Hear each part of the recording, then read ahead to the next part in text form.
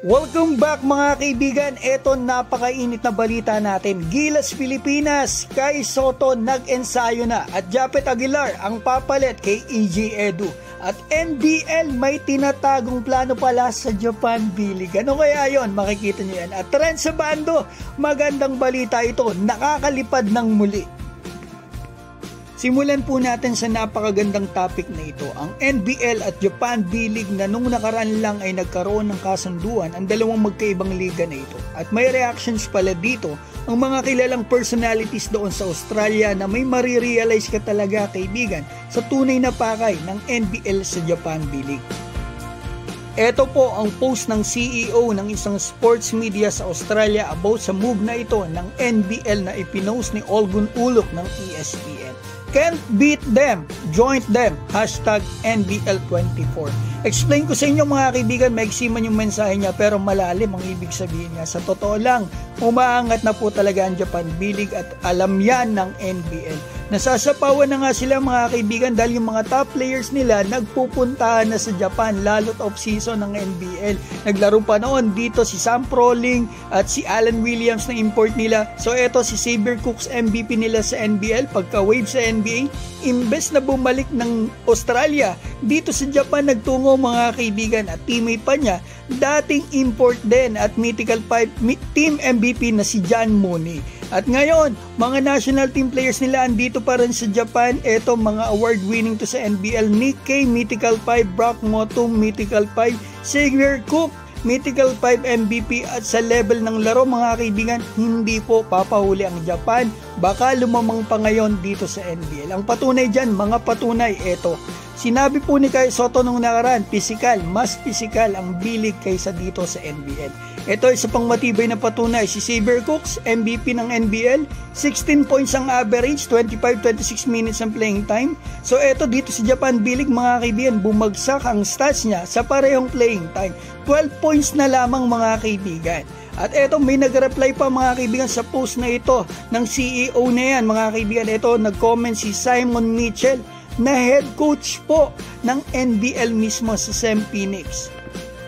Sa pagkakaunawa ko dito mga kaibigan, pinuri niya ang NBL dahil napakahalaga daw talaga nito. Dahil sa pera daw na meron ang Japan B-League kung magkakaroon ng Australian rule dito sa Japan, gaya ng Asian rule sa NBL, may hirapan daw sila panatilihin ang players nila sa Australia. Lilinawin ko mga kaibigan di ba merong Asian import na nakakapaglaro ng local sa Japan? Like sila Kai Sotto, Dwight Ramos, yung mga Pinoy.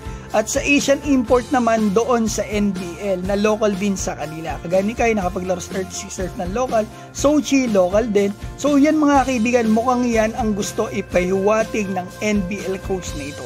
Na baka mamaya sa daming pera ng Japan B-League, maisipan nila maglagay ng Australian import na makakapaglaro ng local sa kanila.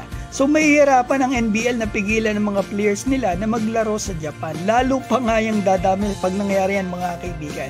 Kaya pinuri ni Simon ang NBL dahil sa move nila na ito. Kumbaga ngayon, may power o boses na ang NBL sa Japan B-League. Kung alaman ito ng B-League, bakit kaya sila nakipagkasundo sa NBL? Simple lang po mga kaibigan, ang goal talaga ng Japan B-League ay maging number 2 best basketball league in the world, pangalawa sa NBA. Kung lamang man sa laro ang players ng Japan dahil 3 to 5 ang imports nila per team, talo naman po sila mga kaibigan ng NBL sa exposure sa NBA at drafted sa NBA. Nai-scout mga players nila ng NBL kaya nakukuha sa NBA, may mga preseason games pa sila versus NBA team. So gusto syempre ng B-League ng exposure ng liga nila sa considered na higher level. Eto mga kaibigan hindi ko po alam kung bakit yan ang pinoint out ng NBL coach. Hindi natin alam, baka may alam talaga siya about yan. Kaya ang concern ko lang, mahirap yan kapag naisipan ng Japan B-League na isama ang bansang Australia sa Asian import nila. Makakapaglaro ang Australian bilang local sa B-League at makakaagaw sa nag-iisang slot per team ang mga Filipino imports. Ngayon mga kaibigan, Renz Abando update tayo. Napakagandang senyales at balita ng makikita natin sa video ito. Kagagaling lang nito sa spinal cord and head injury nung nakaraang buwan at ngayon napakaganda na ng kondisyon ng kababayan natin. Ito po ang mismong post kagabi ng sports medicine ng team niya na Anyang. Tinalo ni Renz Abando ang mataas na kisame ng walang buwelo. Sa tansya ko mga kaibigan, mas mataas pa yung tinalon niya na yan sa ring. At hindi lang yan mga kaibigan, sa mismong court ng Anyang, ito ang ginawa ni Renz Abando. Halos walang buwelo at parang baliwala lang sa kanya. So indikasyon ito na maganda na talaga ang status ng kanyang katawan. Credit sa sports medicine ng team sa sobrang bilis ng paggaling ng ating kababayan na si Renz Abando. Kaya naman mukhang hindi na po magtatagal, makikita na nating muli maglaro si Air Abando.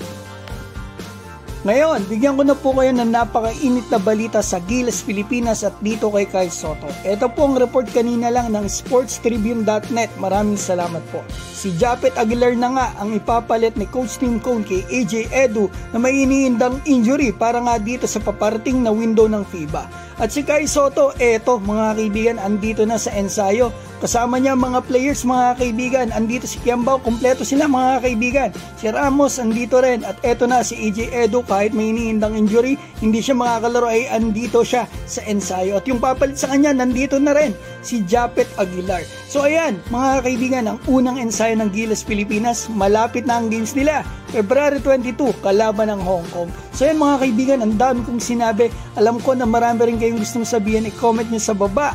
At babatiin ko lamang po si True Heart, Clifton, Mel Gaspe, Lina Bachika ng Hong Kong, Ruel Basadre, Dwayne Giselle, Mark Ray Mendoza, Eduardo Cinco, Wilson Custodio, Dionisio Rupo at Raul Ramos. Maraming salamat po.